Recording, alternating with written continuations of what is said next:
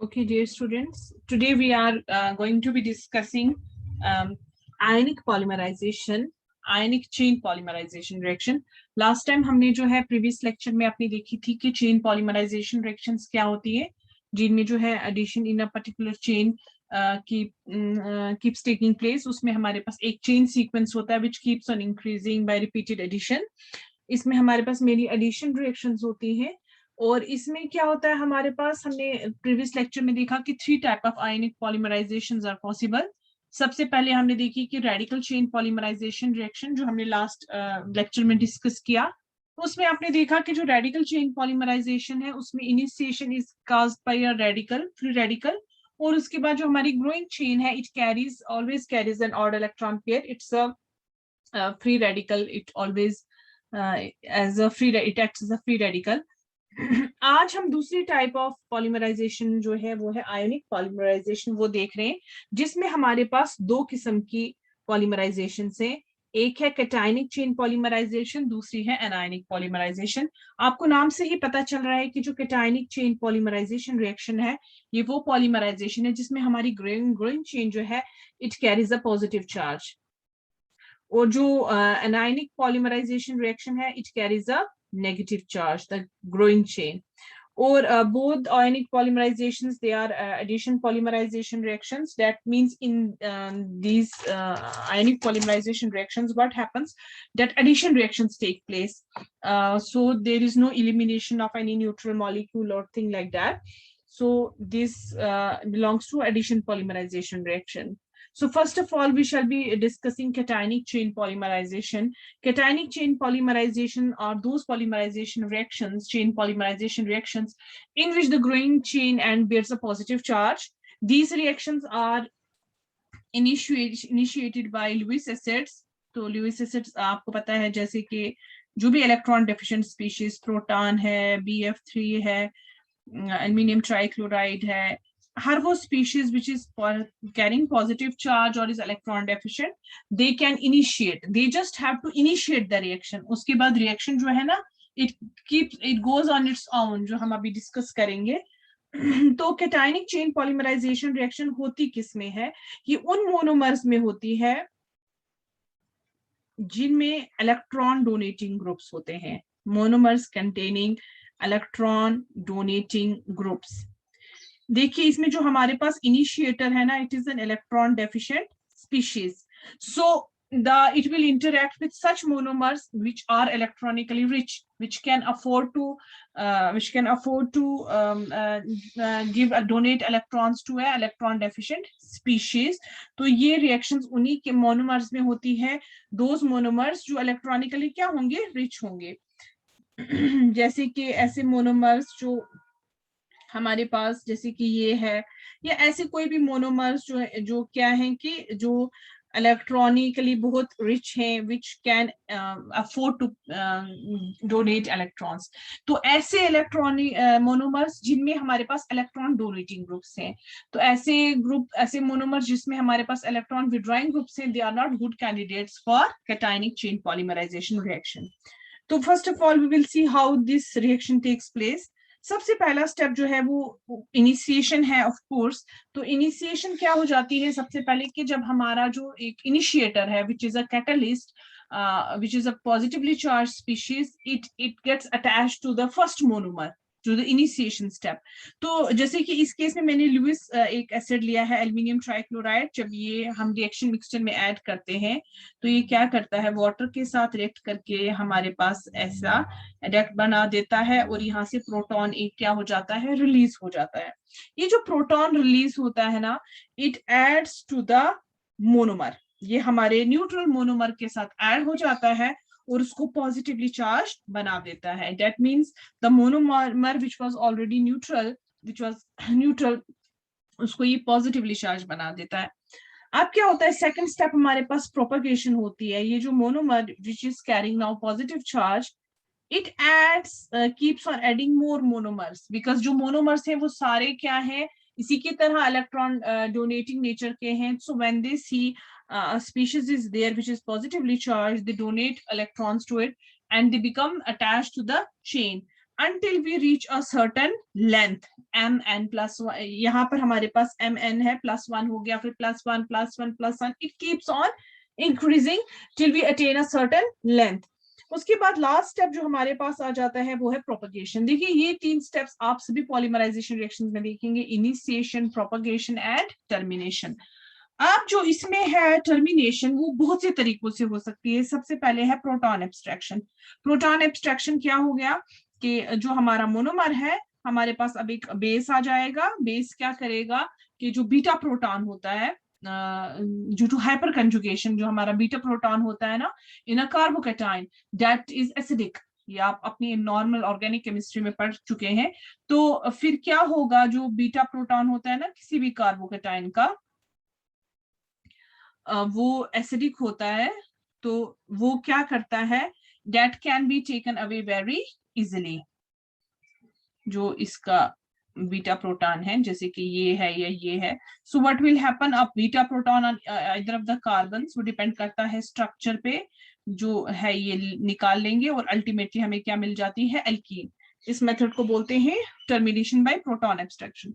दूसरा तरीका है टर्मिनेशन बाय, हमारे पास ये वाली जो टर्मिनेशन है दूसरी, वो है कि किसी काउंटर आयन के साथ, टर्मिनेशन विद काउंटर आयन, कि हमारा जो ये है positively charge species, it combines with a negatively charge species and it gives rise to a neutral species. और तीसरा हमारा जो टर्मिनेशन का मेथड है, this is by electron transfer, जो मैंने एक बार आपको सॉरी ये ना हमारा ये जो आपको मैंने इससे पहले डिस्कस भी किया, इट्स नॉट इलेक्ट्रॉन ट्रांसफर, इसको हम बोलते हैं चेन ट्रांसफर. चेन ट्रांसफर क्या हो जाता है कि हमारे पास ये जो मीडियम है, इसमें जो हमारा पॉजिटिवली चार्ज चेन लेंथ चल रही है, ये एक मोनोमर के साथ रिएक्ट करेगी. In the presence of Lewis acid क्या हो जाएगा, जो प्रोटॉन है, it will get abstracted from this particular monomer and it will get delivered to this monomer. So it will become neutral and now this will become charged and a new chain will start forming. ठीक है, so ये तीनों हमारे पास क्या है, methods of termination. तो ये है main mechanism polymer cationic polymerisation का. अब हम देखेंगे एक एग्जांपल के साथ, जैसे इसकी बहुत अच्छी एग्जांपल है आइसोब्यूटिलीन. पॉली आइसोब्यूटिलीन जो है उसकी प्रिपरेशन हम इसी से करते हैं, कैटायनिक पॉलीमराइजेशन से. तो इसमें हमारे पास आइसोब्यूटिलीन का एक मॉलिक्यूल है, वो क्या करता है, प्रोटॉन जो है वो उस पे ऐड हो जाता है. जब नेचुरली इस पे प्रोटॉन ऐड हो जाएगा, तो यहाँ पर मैंने H दिखाया, यहाँ मैंने A दिखाया है, ये एक्चुअली हो गई गलती. आप यहाँ पर जो है H ही लिख सकते हैं, या फिर अगर आप जो है A दिखाना चाहेंगे, then you have to show A here as well. ठीक है, keep one thing constant, either write H or write A. तो चलिए जो भी है, ए भी अगर लिखेंगे तो positively charge, it can be any species, it can be proton, it can be any other species which is positively charge. Your aluminium chloride है या आपका BF3, कोई भी Lewis acid which is positively charge, लेकिन proton हम use करते हैं इसमें. तो अब क्या होगा कि जो प्रोटॉन है हमारा, वो इस पे ऐड हो जाता है और यहाँ पर हमारे पास कार्बोकैटायन जनरेट हो गई. ये स्टेप हमारा क्या है, इनिशिएशन. जैसे आपने देखा कि इनिशिएशन वो स्टेप है जिसमें हमारा क्या होता है, फर्स्ट मोनोमर जो है उसको इंसेंसिटाइज किया जाता है, उसको इनिशिएट किया जाता है. अब उसके बाद क्या हो जाता है कि जब ये मोनोमर चार्ज हो जाता है, अब यहाँ एक सीक्वेंस जैसी बन जाती है. अब जो दूसरा मोनोमर है, it will attack on this carbocation to give its electrons, तो ये भी इस चेन का पार्ट बन जाता है. अब चार्ज इस पे ट्रांसफर हो जाता है, and so on this chain keeps on extending till हमारे पास क्या है, n number of monomers are in the chain. तो अब इस रिएक्शन को हम क्या बोलते हैं, propagation. That the chain propagates, it keeps on increasing its length. After that क्या हो जाता है, when a certain length is achieved, उसके बाद क्या हो जाएगा कि जो आपका टर्मिनेशन हो जाती है. जैसे इसमें मैंने दिखाया है, ये हमारे पास बीटा हाइड्रोजन है, यहाँ पर हमारे पास एक काउंटर आयनिक बेस होगा, वो क्या करता है, इस प्रोटॉन को एब्स्ट्रैक्ट करता है, ये इलेक्ट्रॉन्स इसको दे देता है और यहाँ पर क्या बन जाती है, डबल बॉन्ड. ये मैंने दिखाई है टर्मिनेशन बाय प्रोटॉन एब्स्ट्रैक्शन. तो इस तरीके से हमारे पास चेन क्या हो जाती है, टर्मिनेट हो जाती है और न्यूट्रल हो जाती है हमारे पास chain. So this is how cationic chain polymerisation it takes place. इसमें वही 3 स्टेप हैं इनिशिएशन, प्रोपगेशन एंड टर्मिनेशन। और इसमें जो ग्रोइंग चेन है वो पॉजिटिवली चार्ज स्पीशीज होती है। और उसके बाद हमारे पास क्या है कि जैसे कि हमारी इसकी सबसे अच्छी एग्जांपल जो है वो पॉलीआइसोब्यूटिलीन है। और इसमें टर्मिनेशन के भी 3 मेथड्स हैं जो मैंने आपके साथ डिस्कस कर लिए। अब दूसरी टाइप ऑफ आयनिक पॉलीमराइजेशन जो है हमारे पास वो है एनायनिक चेन पॉलीमराइजेशन। इसमें इनिशिएटर हमारे पास नेगेटिवली चार्ज स्पीशीज होती है। ये कोई भी लुईस बेस हो सकता है, any species which is electron rich, कोई भी बेस हो सकता है, जैसे पोटेशियमाइड है हमारे पास लुईस बेस, जैसे कि अमोनिया है, वाटर है, ऐसी कोई भी चीज which is what electron rich. तो इसमें हमारे पास खास बात ये कि उन मोनोमर्स के साथ होता है जिसमें इलेक्ट्रॉन विड्रॉइंग ग्रुप्स होते हैं, ठीक है, जिसमें इलेक्ट्रॉन विड्रॉइंग ग्रुप्स होने चाहिए। इसका मतलब जो आपकी एल्कीन है ना, एल्कीन, इसके साथ कोई ऐसा ग्रुप लगा होना चाहिए, a group which can stabilise the carbon ion, ठीक है। ये कोई साइनो ग्रुप भी हो सकता है, ये कोई कार्बोक्सिलिक ग्रुप भी हो सकता है, ये फिनाइल ग्रुप भी हो सकता है। क्यों? Because all these groups they stabilize the carbon ion, the negatively charged, the negative charge if it develops here, it will be take care of, it will be able to take care of it. तो only in it takes in place अगर आप इस किसी negatively charge base इसको catalyst या initiator को डालोगे ना किसी ऐसी मोनोमर के पास जिसके पास इलेक्ट्रॉन्स खुद बहुत है, तो वहां रिएक्शन नहीं होगी। ये रिएक्शन तभी होगी जब आपका जो मोनोमर है वो इलेक्ट्रॉनिकली डेफिशिएंट है, वो इस स्टेज में है कि it can you know what, it can manage a carbon ion, it can manage a negative charge, sorry, it can manage being a carbon ion. तो इसकी सबसे अच्छी एग्जांपल हमारे पास पॉलीस्टाइरीन है। पॉलीस्टाइरीन हमारा ये मॉलिक्यूल है जिसमें हमारे पास एल्कीन होती है और यहाँ पर फिनाइल रिंग लगी होती है। तो अब हमारे पास इसमें जो हमारा initiator it is a negatively charged ion, it can be ammonia, it can be water, it can be hydroxyl group, it can be your amide, this species, anything, ठीक है। तो हमारे पास ये क्या करता है, ये इस पे अटैक करता है, इसके electron naturally are pushed away और इसके इलेक्ट्रॉन यहाँ पर आ जाते हैं। और यहाँ पर क्या होता है, ये this is stabilised by this particular phenyl ring यहाँ पर ड्यू टू रेजोनेंस, ठीक है। और देखिए हमारी जो ये स्पीशीज है, हमें यहाँ इसमें क्या मिल गया, इंटरमीडिएट कार्बन आयन। और कैटायनिक पॉलीमराइजेशन रिएक्शन में हमें इंटरमीडिएट क्या होता है, कार्बोकैटायन।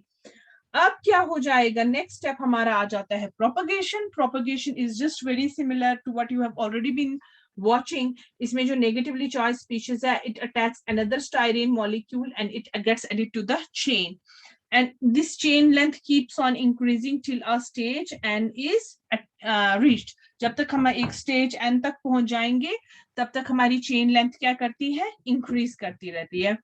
और उसके बाद लास्ट स्टेप हमारा क्या हो जाता है, टर्मिनेशन।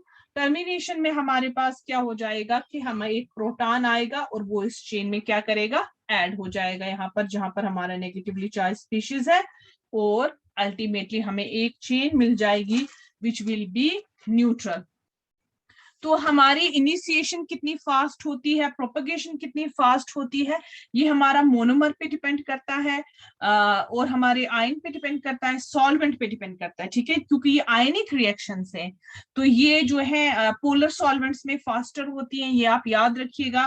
तो इसमें सॉल्वेंट का भी एक रोल होता है कि ये पॉलीमराइजेशन, जो आयनिक पॉलीमराइजेशन रिएक्शंस है, how fast they proceed. So they depend upon the structure of the monomer, this depend upon the ion present, your initiator, and they also depend upon your solvent. Your solvent should be polar.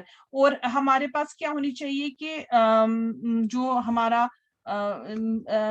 Solvent है इसमें कोई impurities नहीं होनी चाहिए। अगर इसमें हमारे पास जो है ना, मतलब इम्प्यूरिटीज थोड़ा ऐसे स्पीशीज होने चाहिए which can terminate the reaction. अगर सपोज रिएक्शन आपकी बिल्कुल नीट एंड क्लीन होगी, there will be no proton, how the reaction is going to terminate. सो हमारे पास क्या होता है, स्पीशीज काउंटर आयंस हमारे पास ऐसी होनी चाहिए उस रिएक्शन में, so that the reaction can get terminated, otherwise there will be no termination till the monomer is exhausted, ठीक है। तो ये थी आपके पास पॉलीमराइजेशन रिएक्शन इन्वॉल्विंग आयंस।